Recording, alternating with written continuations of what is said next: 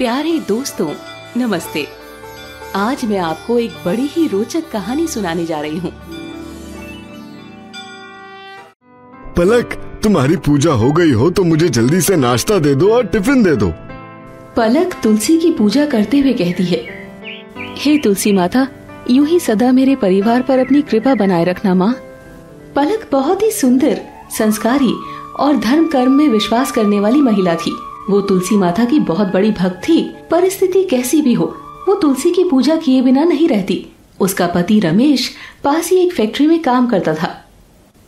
क्या बात है, अभी तो बहुत जल्दी है। हाँ, आज जल्दी काम पर जाना है क्योंकि मैनेजर साहब कहीं बाहर गए हुए हैं, तो उन्होंने सारी जिम्मेदारी मुझे ही सौंप दी। अरे वाह, ये तो बहुत अच्छी बात है। हाँ, सब तुलसी माता का आशीर्वाद है। आज हमारे पास जो कुछ भी है वो तुलसी माता की कृपा से ही तो है। दरअसल शादी के पहले रमेश जो भी कमाता वो सब शराब पीने में खर्च कर देता था। एक बार उसका एक्सीडेंट हो गया था, जिसकी वजह से उसकी रीढ़ की हड्डी टूट गई थी। डॉक्टर ने साफ साफ कह दिया था कि वो अब कभी ठीक नहीं हो पाएगा। लेकिन पलक की भक्ति से प्रसन्न होकर तुलसी माता ने उसे दर्शन देकर आशीर्वाद दिया था, जिसके बाद रमेश पूरी तरह से ठीक हो गया था। उन्हीं के आशीर्वाद से पलक को एक बेटी भी हुई थी, जिसका नाम उसने कविता रखा था। कविता, मैं पापा का टिफिन पैक करती हूँ, तुम उन्हें नाश्ता परोस के दे दो। अभी देती हूँ माँ। अपनी माँ की तरह संस्कारी और तुलसी माता की भक्त थी। वो रोजाना सुबह को उठने के बाद नहा धोकर तुलसी माता की पूजा करती। उसके बाद ही कोई अन्य कार्य करती थी।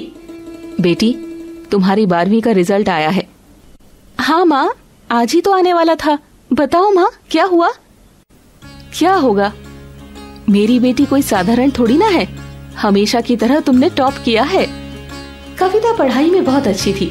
अब उसने 12वीं क्लास पास कर ली थी और आगे की पढ़ाई करना चाहती थी। लेकिन उसके माँ पापा चाहते थे कि वो शादी कर ले, फिर चाहे तो वो अपनी पढ़ाई करे।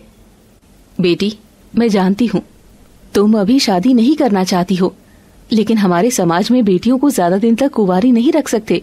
लोग तरह तरह की बातें करते हैं। ठीक है माँ, आप लोगों को जो सही लगे। रमेश और पलक अपनी बेटी के लिए रिश्ता ढूंढने लगते हैं। उसे एक सुभाष नाम के इंजीनियर लड़के का रिश्ता मिलता है, जिससे कविता की शादी फाइनल हो जाती है। और कुछ ही दिनों के बाद शादी भी हो जाती है और वो सुभाष के साथ अपने ससुराल आ जाती है। अरे वाह, मेरी बहू तो बहुत सुंदर है। बेटी, आज से यही तुम्हारा घर है और मुझे तुम अपनी सास नहीं बल्कि माँ ही समझना। जी माँ जी। कविता का पति और उसकी सास तो बहुत अच्छे थे, लेकिन उसकी जेठानियां थी सोनल और मिली। वो दोनों कविता से कम सुंदर थी, जिसकी वजह से वो दोनों उससे बहुत जलती थी।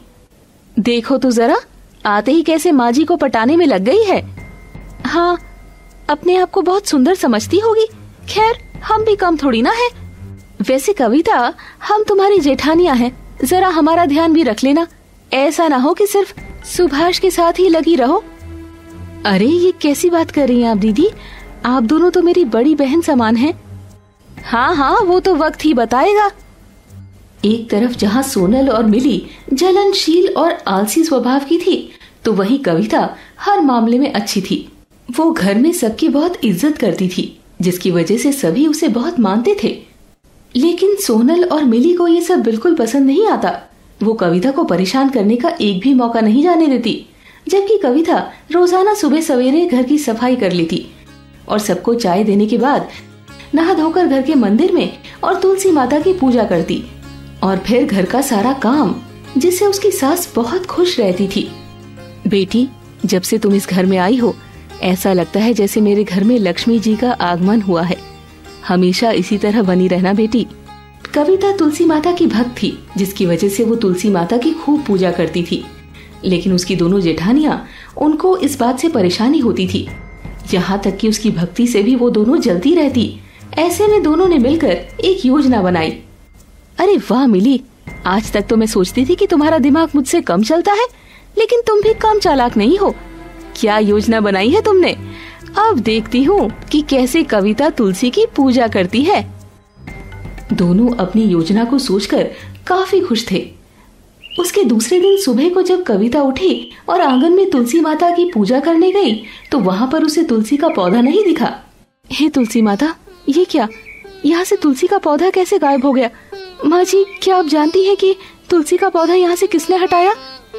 नहीं बेटी, मैंने तो किसी को नहीं देखा हटाते। क्या बात कर रही हो कविता? भला कोई तुम्हारे तुलसी के पौधे को क्यों हटाएगा? हो सकता है तुम्हारी तुलसी माता तुमसे नाराज हो गई हो।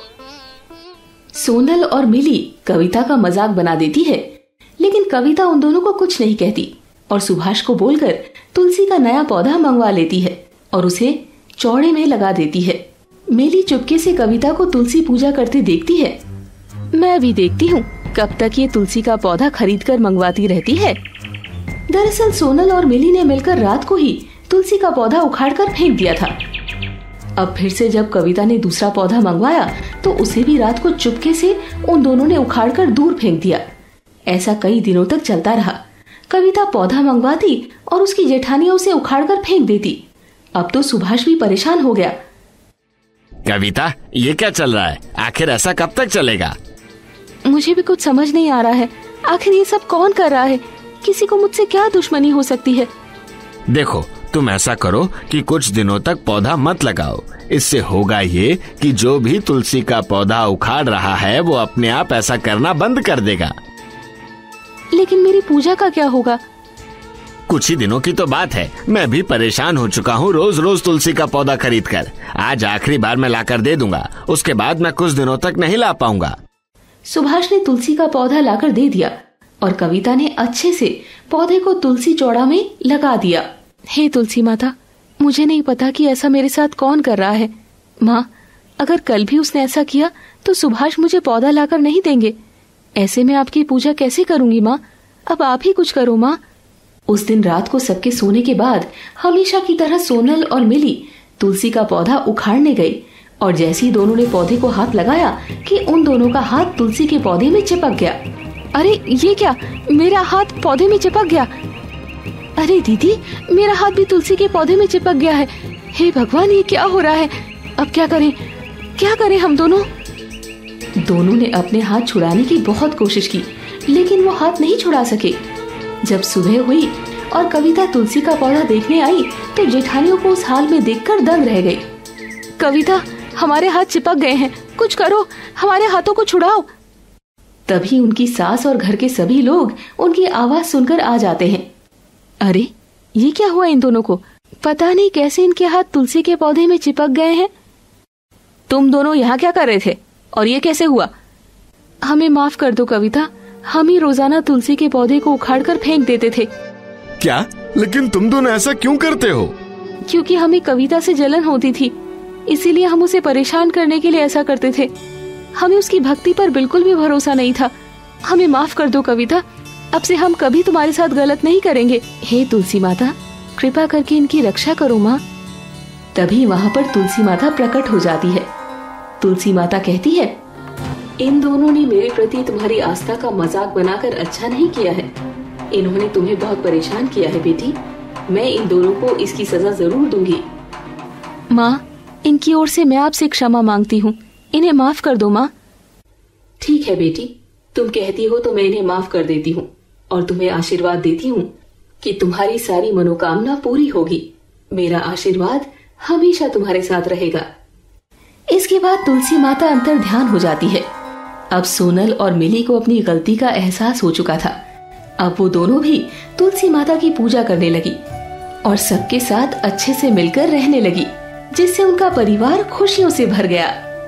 दोस्तों, आपको ये कहानी कैसी लगी? कमेंट करके जरूर बताएं। ऐसी और कहानी सुनने के लिए इसे लाइक और शेयर जरूर करें। धन्यवाद।